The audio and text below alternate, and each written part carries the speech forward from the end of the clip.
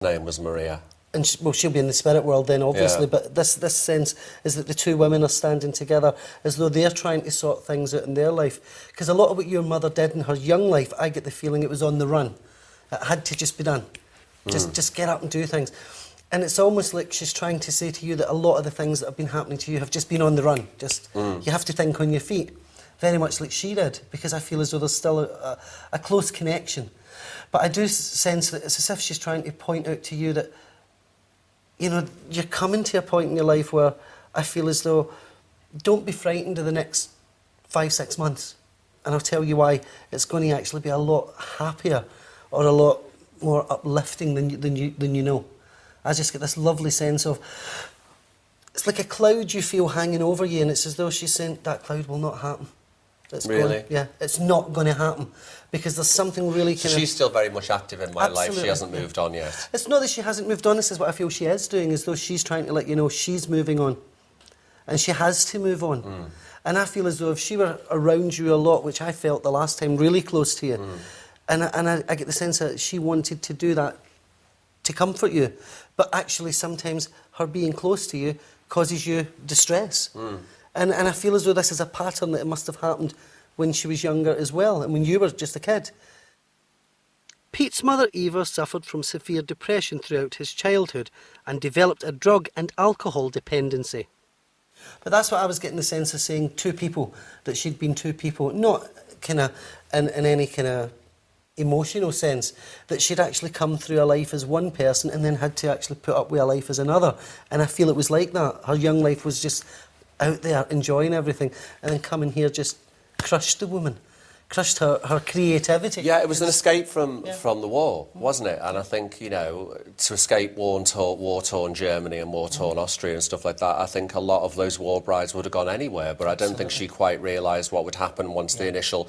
She went to Liverpool first, and then my father got a job in Lever Brothers, and they moved here. And that is really, for her, I would say, that when her life ended. I was sensing that Pete was struggling to recall memories from his past. So I take him to the key places of his childhood to try and build a picture of what it was like growing up there. It feels so strange being here, it really does. It's not... I know that it'll stay with me for a few days after I've left. It's actually quite a depressing experience to be here. So many memories. Everywhere I look. So weird to be back here. Yeah. Seeing that bridge, seeing the phone boxes, seeing the train station, seeing the house. Yeah. Does it feel like you're coming back to your life that as a different person? It just feels... I feel exactly the same as I did then. I just want to leave. Yeah. Well, here we are at the Dell Bridge. This is a place that I used to come to try and... It wasn't so much solitude, it was to try and get some peace of mind. I'd sit on one of these benches or something like that. I also once found my mother unconscious on one of the seats here as well. She'd taken some kind of overdose as well. So everything is peppered with memories of her trauma, really. And it's a strange place because it looks so beautiful in one sense, and yet it all feels so contained in another. Well, it is, like, there's the factory surrounding it. The factory's makes it like a bit of a gated, walled-in community. It's like keep everything out. Pete felt anxious walking round his hometown, so I suggested driving him to the places that held the most personal memories. These phone boxes hold a lot of memory for me, because I would actually get off at that train station when I finished work in Liverpool and go to the phone boxes and stay on the phone to Lynn for hours, because I actually didn't want to go home and face what was going on in life. Pete lived in Port Sunlight until his mid-teens. He met his future wife Lynn while he was working in a Liverpool hairdressing salon. This is where I could basically see my own front door from and feel the dread of what was going on, if it was a good day for Mum or not a good day for Mum. I get to this corner and I could see the front door. Yeah, there it is. Hell House. After taking Pete to see his old home, I feel a great need to speak to him about his past, and especially how his mother treated him. I feel as though there's been times, even as a child, that she could have and should have behaved differently. The rhythm of my life growing up in that house, to me, it's like Hell House. I can't... The rhythm of life... She was... obviously, when the Gestapo occupation went on in Germany and stuff like that, people lived behind locked doors and Yeah. stuff like that. But every single day of my life, as soon as my dad left for work, curtains were drawn, Yeah. doors were bolted, keys in changed. prison. Yeah, like being in prison. And then if there was any upheaval in the house, all of the locks would change, which is a habit that I picked up as Yeah. well. Pete met his long-term partner Michael Simpson several years ago. They have an intensely close but tumultuous relationship. All couples have rows. As soon course as I they have a do, row yeah. with Michael, the locks are changed. Yeah, it's the end of it. Everything. And I suddenly Yeah. realised, why are you changing all the locks? We've got so many keys, and so there's barely any door left on the house. You know, because I've had so many. Live in a lock. Yeah, lock everything. And that's a shame because locking things out, you know, hiding behind things a lot is am I such a locking sad thing. things out, or am I locking something in? It's not letting something in. Locking something out, it's just the same thing. Actually, you should be letting people in, especially Michael. You should be letting people in that are good for you, nurturing. I can't believe it. We had a row and I changed all the locks and I did extra ones. And it's like I didn't realise at the time. I realised months later how silly that is. I've got so many traits of her in me that I don't want. Yeah. I don't want them in me. Yeah. But I mean, I can see that the difference in you now from the last time we sat. The very fact you acknowledge things like that, I think then if anyone would have suggested to you that's a trait of your mother, you would have said no. I've got so many traits of her. But I think now you're actually acknowledging that not all the things she did were good for you as a kid. Well, they definitely weren't No. good for me as a kid, but it's like in adult life, the sins of the parents are revisited upon the children, aren't they? Yeah.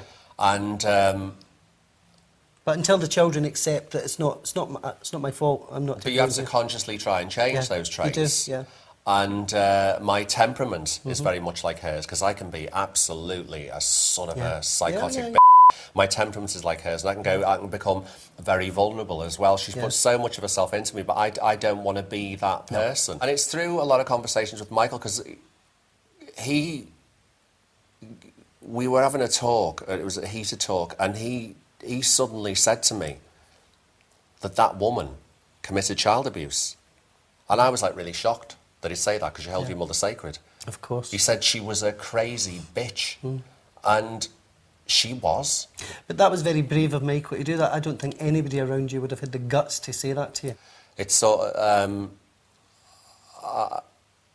I didn't really have a childhood. Yeah. I was caring for her all the time, and I don't mind having done that, because I learned a No. lot.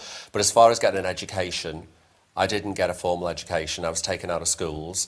Her alcohol problem, which alcohol and prescription drug problem, was so huge, and there were so many suicide attempts and stuff like that. I was the one caring for her while my dad concentrated on his career. I think in those times it was a stiff upper lip time, and when there was a problem behind closed doors, you kept it behind closed doors. But I was the child who was actually trying to save her all the time. Coming up, Pete reveals how terrifying his childhood really was.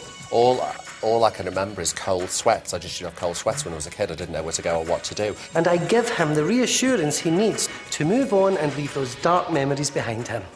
Flamboyant pop star Pete Burns had a traumatic childhood.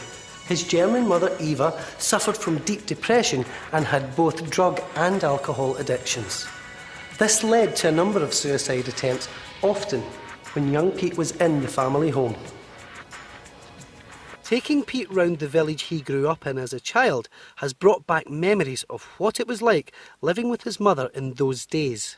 I'm And actually let really you go. angry with her. When you get to a certain point in your life and you reach a certain age and you're not exactly where you should be, and then you look back at why you're not where you should be, you find the root cause. I remember growing up, and I have a great knowledge of old black and white movies, and that came totally from her drinking thing.